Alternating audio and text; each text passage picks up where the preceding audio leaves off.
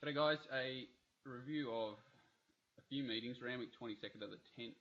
I'll quickly go through some of the Cox Plate races, and then, as I missed last week, we'll go over a couple of the sort of lead-ups to the Cup and other key races from the Caulfield meeting last week. And yeah, so I'll try and get through it as quickly as possible. Also want to mention this week there is a 4-day Cups, King of the Cups tournament with top better, $220 buy-in. I believe it's about a $200,000 minimum prize pool, so about 50 to the winners guaranteed. $220 gets you in, gets you $10,000 better bucks starting each day over the 4 days. So Saturday, Tuesday, Thursday, Saturday, whatever prize money from each day goes to the last day, which is the Saturday. I think it was Emirates Day. I'm not sure what it's called anymore. And so no matter what, you'll get 4 days entertainment for $220. If you bomb out, you can rebuy each day 10,000 for 110 or something like that. All the details are online at topbetter.com.au. But anyway, it's good fun for the 4 days and reasonably cheap for a really big prize at the end if you have a bit of luck getting onto the review. So starting with the 22nd, there was a bit of rain around. It was just heavy 7. It started out, got down to a 6. I think it was more sort of like a 5. Pretty much throughout the day. The rail was out 4, and it was definitely an advantage to get off that inside. Not many runners sort of stayed back there, 1 or 2 early in the day, and a couple darted back there, but most got to the middle part of the track. It did look like a bit of an on-pace bias, but if you sort of look at it closely, there were some ridiculously slow paces, and I believe it was a pretty fair track. It was more to do with pace-related issues that caused that perceived bias.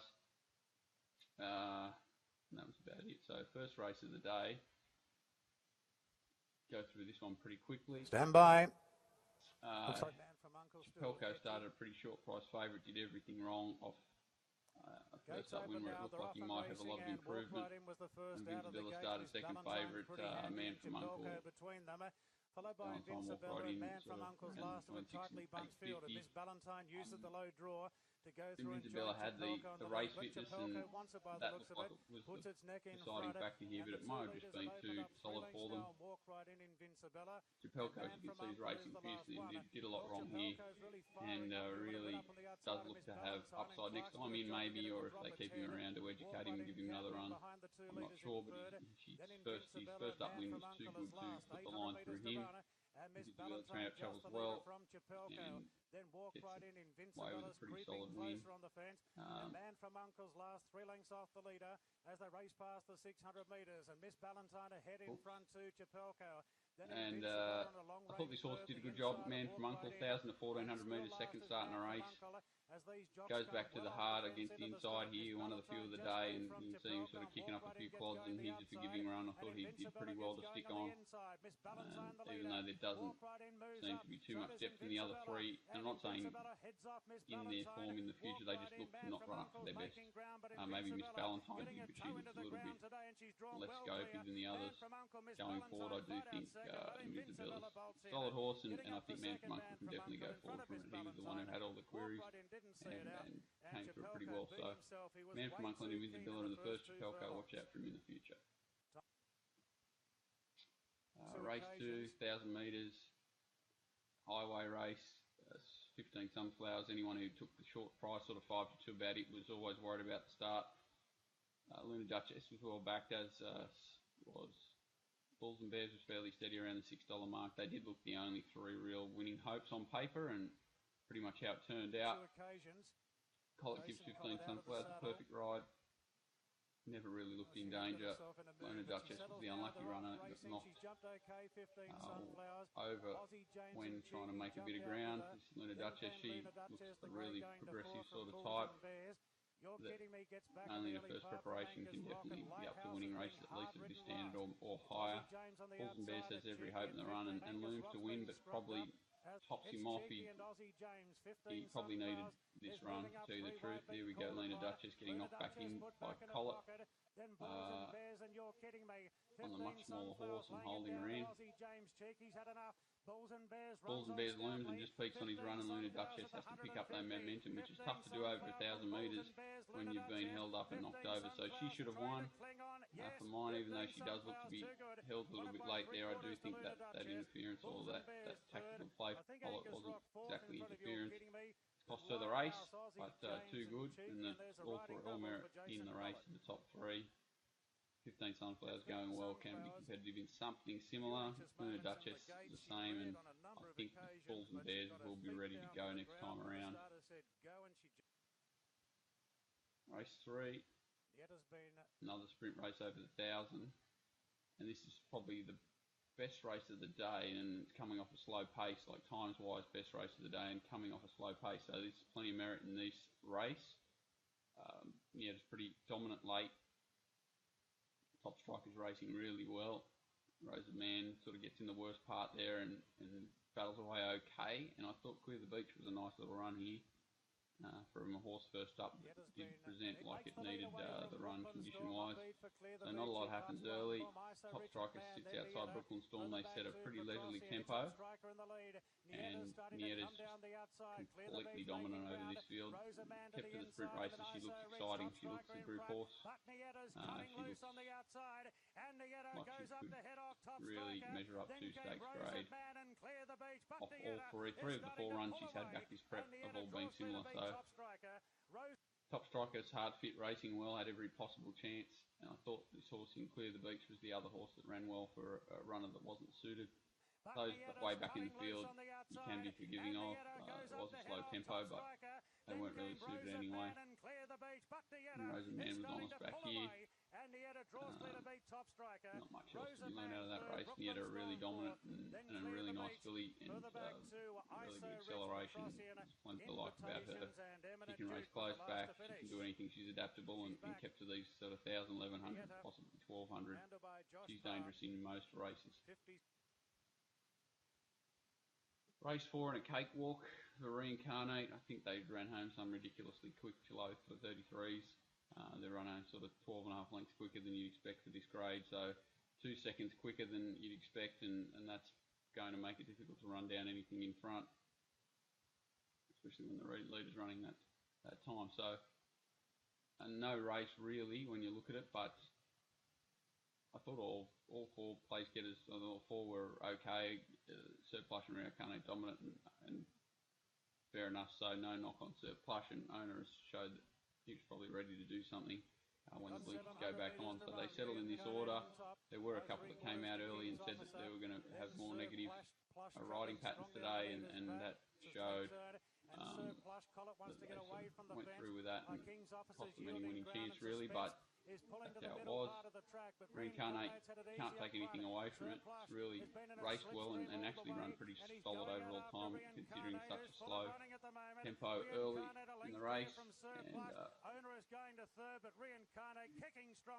basically they finish where they start, and all pretty strong as a line. So probably the first 3 I'll be more positive about. Suspense just struggles a little bit maybe at this level, but still going well enough to pick up a race. The first 3 definitely have gone okay, and if owners get the blinkers back on, I'll be interested in it. Bit of few question marks over this race, where they've said that the heavily backed Mr. Gustavo, I think first up, Bjorn Baker, was sent out as a bit of a tester for Religify. Its form said that it had a bit of pace, and I wasn't really too surprised to see it up there. And it's not as if they've broken the sound barrier; it's still a pretty even tempo, and they've run well. Religify, who always very publicly said that it's firm attractor to its liking, has run really well, and Rockford Ladies has probably run up to its best or its level, and Destiny's Kiss got home late on its preferred, sort of could get its toe in the ground and a bit of tempo, and it ran home well late. Again, not a lot to learn from the replay. You see that Religify's up outside working. His effort here is just his 2 runs back have both been incredibly strong. He's going extra well. Mr. Gustavo just keeps hunting up inside him to punish him a little bit and make him work. Rock for the Lady gets to him pretty quickly. Religify that is, and he fights and they draw clear of the rest. So plenty of merit in both the two in front runners. Rock for the Ladies has certainly had the easier run and done a good job. Religify still fighting all the way to the line, and he's getting past a bunch late. Probably be overplayed if anything. It might be a little bit flattered, but it is a nice race, so not too negative on those runners. Just want to be solid, positive about the first two. Have done a really good job and can win again, especially if Religify finds something similar where it's, you know, can find the front and a dry track around the 1400, 1500 metre mark. Next race, 2000 metres, and this was an absolute joke how slow they went here. Developed into just a mad sprint home. Forgive to those out the back, they just didn't take part basically, even though Vassal was probably still a little bit soft to the eye. Parkus looked like it should have won the race to me, cost itself the race, and just a good ride on My Giuliano. Pinching the brake on the turn was the only difference. Another race that we don't need to really spend too much time on. You can see they're just hacking the way around, and it gets to the turn before they get serious. This is where sort of Josh Parr's pinched the race, where he's just had that little bit better turn of foot than these other horses. He's hard fit, and that length and a half break when they're all sprinting home at a fast rate was enough, especially with the Parkus laying in on top of him, cost the line and making it difficult for himself and everyone else around him. He's probably the one to follow out of the race. He's nice and strong on the line. That was only his 3rd run back, and if he solve those racing manners, he'll be in the finish next time out, wherever Chris places him to advantage. Again, not a race that you want to spend too much time on. 1400 metre race for the mares here, and I was a big query on Stacey Doom running out a strong 1400 metres. She's done a very good job here, a good ride from Atkins, lobbed her in the 1 out, 1 back position. She was well backed, really solid, and someone had some good confidence about her. They have run along pretty solidly, and the time is good, and they've sort of maintained a strong pace throughout and finished off reasonably well. She was strong to the line too. A few little excuses to probably Circular mainly, but everyone else had their chance. We'll have a quick look at the race. The red light is on. We're set for a start. The Circular misses the kick and from the inside gate. And the Countess Marinov was the first into stride. And Panya's looking has to around be hunned a little bit to pick up the bit, and never really in the right Sought spot. After moves up on the outside. Sought After comes sits outside Countess Marinov, who did a good job. Stacey Doom lobbed straight in the box seat, and that's basically how they sit. Circular keeps pinching inside runs and ends up on the back of Atkins, which is about as much as could be expected from Haywood. He's done a decent enough job on it, but it just probably wasn't suited this race by how it eventually worked out. Stacey Doom takes quite a while to pick up, which is another good sign, really stretching out to 1400 that she just didn't get there. And Tyre, she's sort of taken her time to wind up, gone through her gears and hit the line really well. So I think she's going to be very difficult to beat him wherever Ronnie sends her next time around, and so will Circular, who was nice and strong late as well. No knock on 3rd and 4th, Countess Marinov and Sought After. They've all run really positive races and beat the rest quite comfortably. Fillies and Mares grade for all 4 of them next time out. Would see them being really competitive again, I would imagine, and Stacey Doom does look a horse that's capable of getting to stakes grade for sure, especially in Fillies and Mares grade. Circular desperate to win one of these around the 1400 mile mark next time out.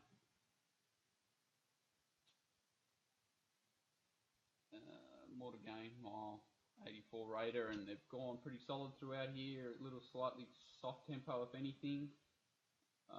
Balmain Boy looked all over a winner before More to Gain got the splits through and ended up with a really soft win.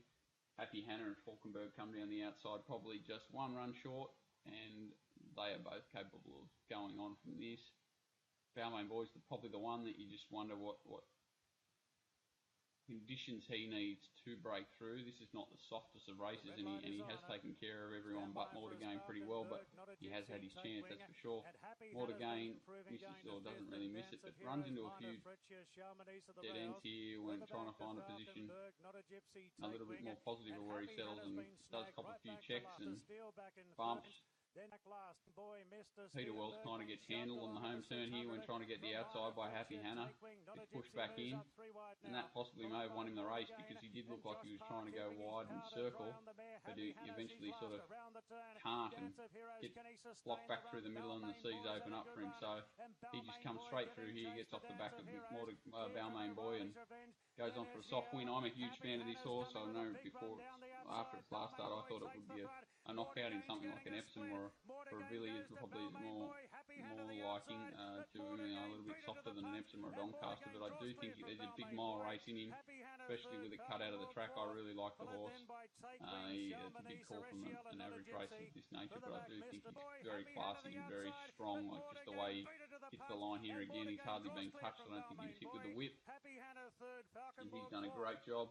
Happy Hannah and Falkenberg probably both topped off by that run out to 2,000 metres or similar. Next time both can be very competitive, maybe 1900, 2,000 Canterbury or 2,000 somewhere else. Looks ideal, but I think the winner can go on. I heard they're going to put him away and set him for a Caulfield Cup. I think, I'm not sure about the mile and a half, but I can't say that he won't get it either. He's just a horse that looks like he just wants to switch off and find the line, and possibly something a bit further can be suitable. Last race, and they walk here and sprint home.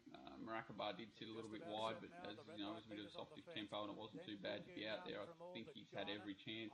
Man of Choice certainly had his chance on his back, and so has Choice We Had, who's on the inside. I'm still not sure how Choice We Had got beaten. I thought he was in front everywhere, including on the line, but apparently he was beaten, and Maracaba got the bob. Man of Choice, who looked the winner, maybe that bit of a heavy weight just got to him that last bit. He's only 2 kilo weight difference between him and the winner, but still something, and he did look the winner here. Took Man of Choice down the outside. Maracaba looks a certainty to run third or fourth and somehow sticks his head out. He's always shown a bit of promise. He's always been a bit of a bulldog, and he obviously got his nose down right at the right time there. I'm still watching it again. Don't know how he's won the race. Choice We Had running very well. Something similar to this, or back to the midweeks, and he can be winning. Maracaba, I'm not sure where they'll go, but I think they'll throw him in the deep end, and not sure how he'll measure up at this point. And Man of Choice, maybe something similar like Choice We Had. He's a bit hard to place. He's got a really high rating, and nice horse that will pick up a race sooner rather than later. But work out which one to follow, which watch this replay again. Apparently we won't. Good effort by Collett to get his nose right down on the line there anyway from Maracaba and not panic when he was caught wide. We'll quickly go to Moonee Valley. Probably concentrating on just a few of the races. We did see early that the fence was not the place to be, and that was caused, I think, more by wind than track ice. I do believe there was a really strong wind. I was there on the day, and it was a freezing cold, strong wind blowing across the track, and those on the fence would have been coppeting right there, and you knew just as a person walking around how badly the wind was affecting you. So you can imagine what a sort of a windbreaker 500 kilo horse would be, and it would have been no fun to be on the inside there copping a barrage. And those horses that sat wide with cover or without cover were probably an advantage or a strong advantage to those on the inside on the day. I'll be very forgiving going through the meeting, which I'm not going to do in detail, to anything that raced on the fence. Those horses really did cop a bashing. Now, when we got out to probably the Moonee Valley Cups, probably the first race that I want to have a look at. Had a very small field in this race. Because these horses, 7 runners faced the starter in the wrong race. That's the United States race. He looked like he wasn't really wound up. It was a pretty average race, and he's got away with it, and he was soft on the line. I think he'll improve a lot going to a McKinnon, and he probably needs to. But he's a very, very, very good horse. It looked like he did that underdone. Ready for this race? I'll show you that just quickly just what I mean. I think like he's put the horses away. You see he's back on the inside here. He goes from back on the inside around them and puts them away in 200 or 300 metres, just the class of the horse. He's never going to get beaten, but if you kind of watch right on the line, he's really wanting to pull up, and you'll see shortly after the line they've already gone back past him. So I think fitness-wise he has a lot to gain from that, and he just put them away on class alone. Moonee Valley Cup. I'm a little bit concerned about the fast speed here and the slow time. I thought it was strange to watch these two horses that looked pretty average in the Metropolitan to the eye come out and fight this race out with a clear margin behind. Kind of shows that the Sydney form there again to the fore and quite dominant over the rest. And there was a couple of runners here in Galante and Second Wave who were both disappointing in their finish. Ready for this race. He has Galante raced up on the speed. And Second Wave's kind of sat wide and over race. So I'm really approaching this as a very poor form race. I'm not thinking that it's going to be any sort of deciding factor towards the Melbourne Cup. These two horses are solid old horses, but I can't see the form holding up at all, even though there's big margins. It's just a poor race disguised as a decent race. I'm not too keen to follow any of these horses towards the Melbourne Cup. Why not watch Winks? A really weird start to the race. Obviously everyone expected Vardamos to be up there leading, and he got away a bit funny and got on the bridle really quickly before eventually rolling forward and setting a blistering tempo. The interesting part here is just you watch how easily Hartnell travels into the race and then quickly look to its outside, and apparently James has said something like, Jesus Christ, as Winks has gone past because he thought his horse was travelling so strongly and she put paid to him so quickly, he just basically couldn't believe what was happening. The other thing I want to look at here is the run of Yankee Rose. She's importantly off the bit, a bit like she was in the Spring Champion, but continues to find the line, and she's just a solid trying, very good filly who just wins the Oaks if she shows up in this form. She really has to be totally flattened by this run to not just show up and win, in my opinion. I'll go through a couple of the other fillies races to show, but look at the way she just continually, these are not 3-year-old fillies she's racing against. There's Blackheart Bart, Happy Clapper, Haraki, like Epsom winners, Lucia Valentina, Vadamos, all left in a wake, Awesome Rock, and she's chasing Hartnell, who would have gone round a very short price favourite in the Caulfield Cup. I'm still amazed that she's sort of 6-4 in the Oaks market the way it stands. I know that she's gone around with a lightweight there, but I just can't work it out, to tell you the truth. She'll start a 2s on favourite, I'd say, if she shows up, and yeah, I just can't see how she can get beat, but strange things happen in racing. Winks, look at her. Nothing more you can say really that hasn't been said. She's got it all. She can travel in fast paces, slow paces. She wins basically as she likes. It's just she's dominant in every way, shape or form. She's got early pace now. She's got everything. She can win from 1200 to 2 mile. I'm sure whatever Waller wants to set her for, she can win. So it's up to him, and it's good to see that she's fell from mine. I think the saver for the autumn in these races is more important than going for a quick kill in the McKinnon. So good luck to them wherever they go. Last, we'll look at another race where they sort of go slow but don't rip home. So it's a race where they've gone slow, but it's a slow time. So it's nearly even worse than the setup. It's just, it doesn't look good for these horses going towards the Derby, and one of them is the Derby favourite. He's probably the one horse. He's copped the inside run the whole way here in Sacred Elixir. The leader's also, had a bit of wind and that to deal with. Sosa Bond's the one that's quite disappointing to mine. Not that strong late and had every possible chance in the run. It was the early Derby favourite before this. Sacred Elixir's the one that does sit in behind horses, cops and checks. struggles to find the right position and waits for the run. He's really quite dominant when he does get a run. Veladiro's had every possible chance, one of Bowman's better rides, and he just doesn't run the trip. I'm sure he won't be going to the Derby, and Sacred Elixir is the only one that I could really take too seriously out of this. I'm not sure if Sabon's got the upside, and Sacred Elixir only because he's had that interference overcome it and put them away from a position that was not fashionable on the day, being third defence. He's got the upside to run well, but I'd still be with good standing, which I'll go through in a minute. So that's the Moonee Valley meeting. We'll quickly go to Caulfield last week and have a look at the fillies lead up in Eleonora.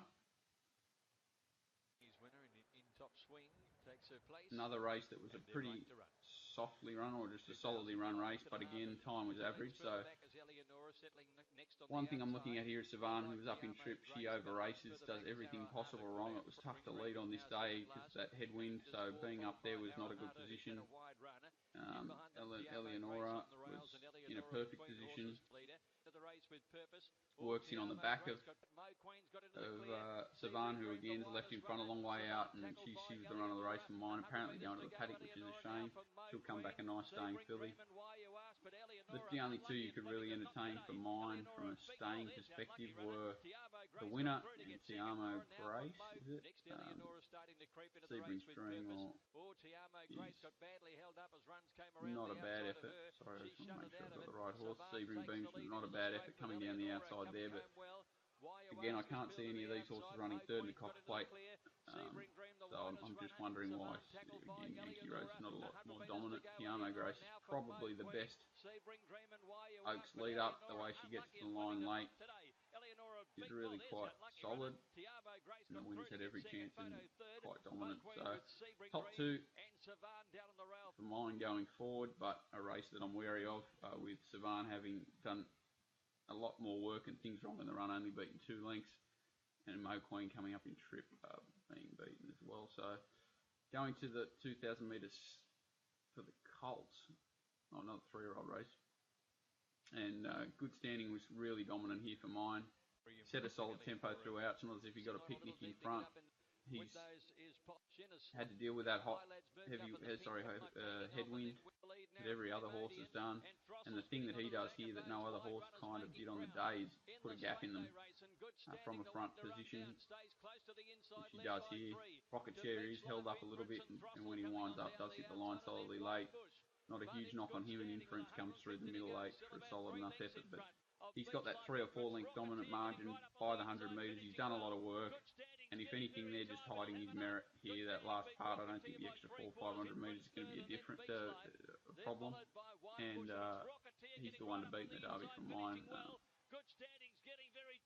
think his effort there was very strong, and second and third, not too bad, can't knock him, that's for sure. Last race I want to look at is the first seal race going to the Mire this week. The time here was really quite slow. They've gone really slow, dominant up front runners. So first seal's had the perfect run with cover. Danish Twist is probably the improver out of the race, having to be strained back to last because of the gate, getting quickly to this trip. First seal again, she's had every possible chance, got to the outside. That electrifying, like if they were coming home really quickly, I'd say, okay, it's not a bad effort because she's outsprinted horses sprinting quickly home, but they really haven't got home that hard. The time's not that strong. Danish Twist has taken ground off her. If anything, from a back position here, not a lot of ground, but definitely at least gone with her, so she's not really dominant. It's just that she's lobbed in the position to win and got the job done. I can't really see why she's favourite going to the Mire up in distance against horses that are probably in better form and probably have a better setup than her, so a little bit concerned about her. Going around a short price favourite on the weekend. Danish Twist getting up to the miles of query as well, but her run was at least equivalent to the first seal for mine from the bad barrier, so not much between them, and definitely don't think there should be much between them in betting. So got through that as quickly as possible. Hopefully there was something there. Don't forget the Top Better tournament. Ratings to win software as usual. good support to mine and cut my time down in doing all my work through this system. If you ever want to know anything about them, shoot me an email or find me on Twitter or something, or send to ratingstowin.com.au is their website. So thanks again, guys, and good luck this cup week. I know I won't be sleeping much over the next week. It's going to be a nightmare, but we'll get there. Cheers. Thanks, guys.